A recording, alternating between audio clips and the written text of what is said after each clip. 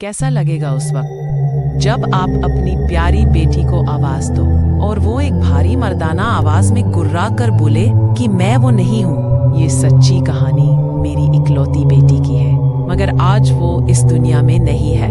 मैं नहीं चाहती कि किसी और बच्ची के साथ कुछ ऐसा हो, इसलिए इस कहानी को सबके साथ शेयर करना चाहती हूँ। मैं एक माँ हूँ। आज मैं आपको अपनी वो दास्तान सुना रही हूँ जो सुनकर भी दिल कांप उठता है। मेरी बेटी का नाम जन्ना था। उसका चेहरा बिल्कुल उसके नाम जैसा, रोशन, मासूम और पाक। वो अभी 14 साल की ही थी, लेकिन उसके हाव भाव बड़े लोगों जैसे।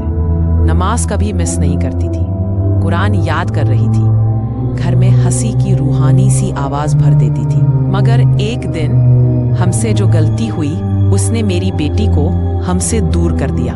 अगर आपके घर में बेटी है, बहन है और आप वो गलती ना कर बैठे जो हमने की, इसलिए मेरी पूरी कहानी सुनना।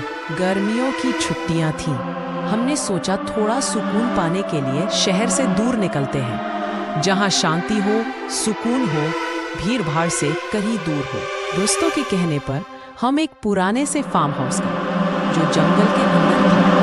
कुछ लोगों का कहना था कि वहां पैरानॉर्मल चीजें होती है।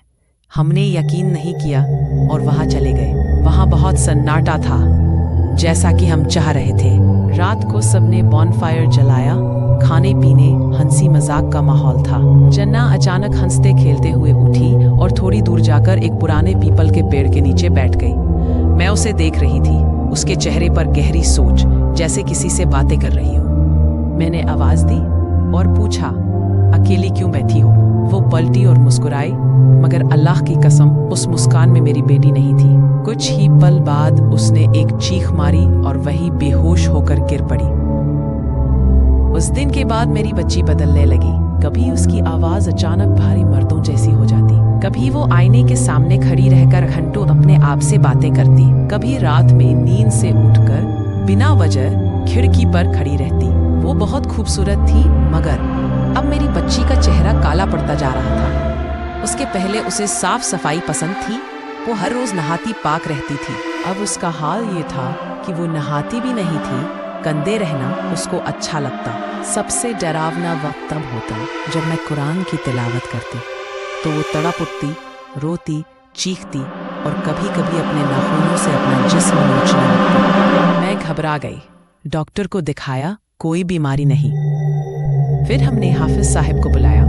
हाफिज साहब ने आते ही कहा, ये मामला तिब्बा का नहीं, रूहानी है। उन्होंने जन्ना पर कुरान की तिलावत शुरू की। कमरा पूरा गूंज उठा और उसी वक्त मेरी बेटी कांपने लगी, जैसे अंदर से कोई और चीख रहा हो। जन्ना की आंखें अचानक सुर्ख हो गईं। एक भयानक मोटी आवाज से निकला, मैं जन्नह नहीं हूँ, मैं कदर हूँ, ये अब मेरी है। ये सब देखकर मैं हैरत में थी। ऐसा मंजर हमने पहले कभी नहीं देखा था। हाफिज साहिब ने दम करके बताया, ये जंगल का करीन है। पीपल के पेड़ के नीचे किसी जमाने में ताबीज और जिन्नात बांधे गए थे। जब जन्ना उस पेड़ के नीचे बैठी, उसी वक्त इसका साया इस पर चढ़ गया। इनाज कई दिनों तक चला। अभी वो नूरानी बनकर अपने होश में आकर मुझसे लिपट जाती और कहती, अम्मी मुझे बचा लो। और अगले ही पल उसी की जुबान से आवाज आती, ये मेरी है, इसे मैं नहीं छोड़ूंगा। मैं दिन रात अपनी आंखों के सामने उसका जिस्म टूटते बिखरते देखती रही। एक माँ होने के नाते वो दर्द बयान करना नामुमकिन है। फिर वो रात आई जब हाफिज साहब ने कहा, आज फैसला होगा, या तो जिन निकलेगा या। मेरी बेटी अब खामोश थी। उसने मुझे देखा, आंखों में वही पुराना नूर, वही मासूमियत। उसने फुसफुसा कर कहा, अम्मी वो जा रहा है, लेकिन मैं भी जा रही हूँ, मुझे छोड़ मत देना। मेरी जान हलक तक आ गई। कैसा होगा वो लम्हा एक माँ के लिए, बयान करना भी मुश्किल है।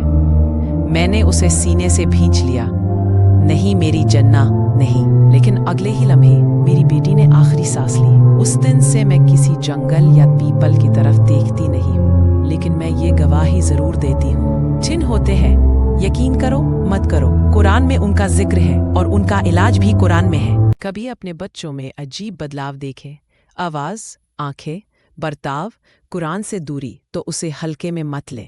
इल्म वाले कुरान पढ़ने वाले से फौरन राब्ता करे। शायद मेरी जन्नत लौटकर ना आए, मगर अगर ये कहानी किसी और माँ बाप तक पहुँचे तो शायद कोई और अपनी जन्नत को बचा ले। ये स्टोरी सबके साथ शेयर ज़रूर कर देना। एक माँ की दरख्वास्त है ये। क्या पता इससे किसी की बच्ची के साथ कुछ बुरा होने से पहले उसकी रोक हो जाए।